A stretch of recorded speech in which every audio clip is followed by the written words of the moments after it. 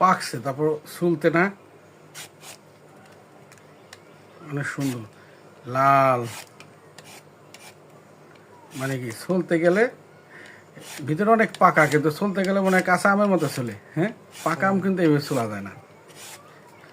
নরম আছে আম, কিন্তু উপরের অংশ প্রচণ্ড শক্ত, সেই কারণে আম একেবারে সুন্দর করে চলে যায়।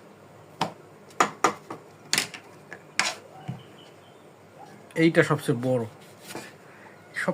আম, 350 গ্রাম। দেখছো চলতে কত মজা না? খাইতে অন্যরকম টেস্ট, মানে স্বাভাবিক আমের চেয়ে একটু মূল আমের যে সেন্ট গ্রান, যে এইটা আম, এরকম একটা জিনিস বোঝায়, তাই খুব মজা। হ্যাঁ।